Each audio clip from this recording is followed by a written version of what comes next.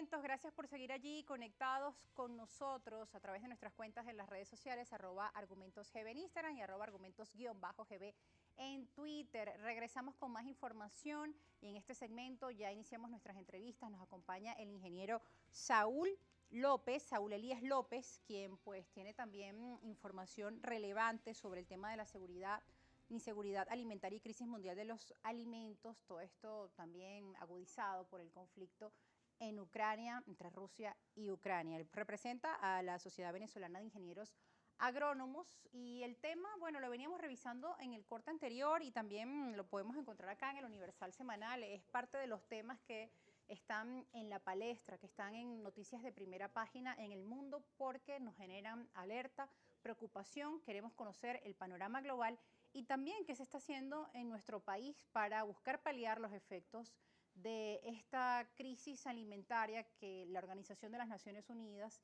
y la FAO han alertado. Bienvenido, ingeniero Saúl, a este espacio Argumentos. Muchas gracias. Sí, justamente en este escenario de contexto global hay que destacar que no es solo un tema de la guerra, venimos de un proceso también de pandemia Sí. que evidentemente ya había afectado la cadena de suministro desde el punto de vista de lo que es la alimentación, no solo el tema de los commodities, las materias primas, sino también incluidas dentro de eso los fertilizantes, por ejemplo. Claro. Había disminuido la oferta, muchas de estas empresas, sobre todo en la Unión Europea, habían cerrado, dejando menos oferentes y por supuesto mayores incrementos en los precios. Entonces ya con este escenario también del conflicto bélico, aún más se afecta la cadena de suministro global con el incremento de los fletes marítimos, etcétera, lo que hace que haya un importante incremento a nivel de costos de producción y a nivel también del comercio agrícola internacional, porque hay países que también han cerrado fronteras y han dicho que no van a vender, por ejemplo, trigo, arroz, etcétera, para preservar, pues, por supuesto, el tema de la seguridad alimentaria.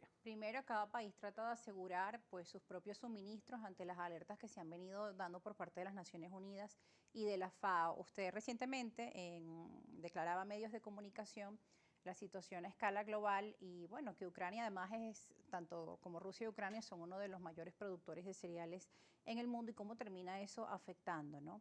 Sobre todo Sí, América Latina y el Caribe, que veíamos en cifras en el bloque anterior, que ya sufre los efectos de la crisis alimentaria motivadas a otras razones. También está el tema del cambio climático, como hemos mencionado, y bueno, ahora también los efectos de la guerra. sí, efectivamente, tanto Ucrania como Rusia representan en lo que es la producción mundial de trigo un 25%, que es importante, y a nivel del maíz, sobre todo el maíz amarillo, un 30% de esa producción. Si bien es cierto, Ucrania no ha dejado de producir alimentos, el nivel del volumen está viéndose afectado, es decir, va a haber menos oferta.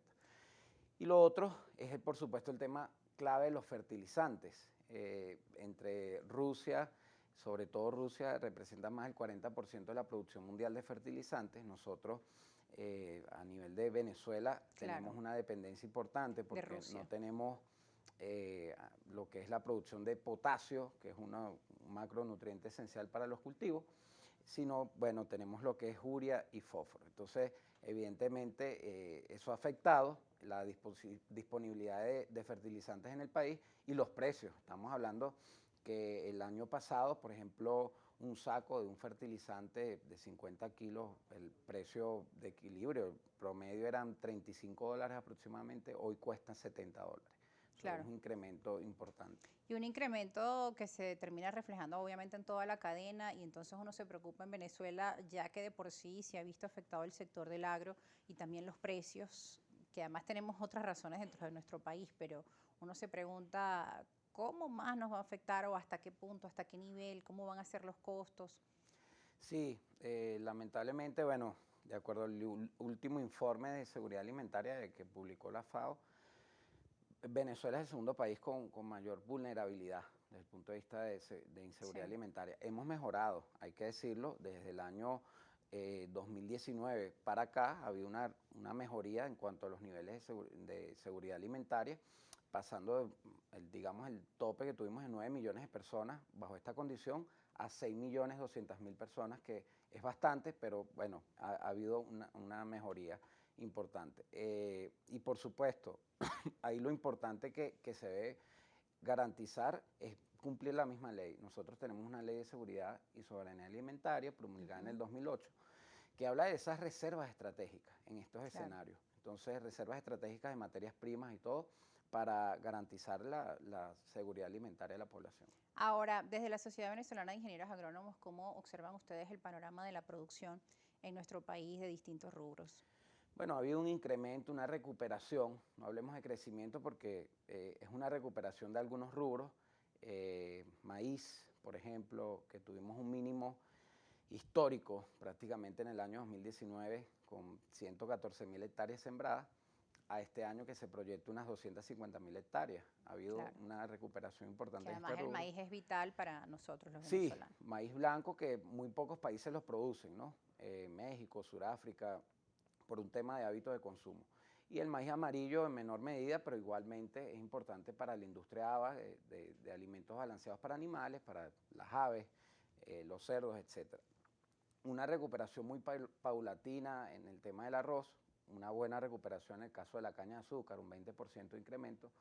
Y en la palma africana también hay un movimiento interesante, se están incorporando varias hectáreas. Y los cultivos tradicionales como el cacao también se está aperturando mucho más. Entonces hay una recuperación interesante en el agro, pero hay que cambiar el enfoque. Nosotros siempre lo hemos mencionado, no podemos ver la agricultura como se veía antes, como un modelo lineal de extracción, sin pensar en las generaciones futuras, en el cambio climático, sino hay que hacer una agricultura inteligente y sobre todo con el factor clima, que es fundamental. Sostenible, que sea sostenible. Sí. De eso vamos a estar hablando al regreso de la pausa. ¿Cómo está Venezuela preparándose para combatir los efectos de esa crisis alimentaria de las que ya nos alertan las autoridades mundiales? Y también cómo además sostener una agricultura sostenible. ¿Es posible? ¿Cómo hacerlo? Al regreso de la pausa, así como también las preguntas que ustedes tengan a bien hacernos con la etiqueta Argumentos.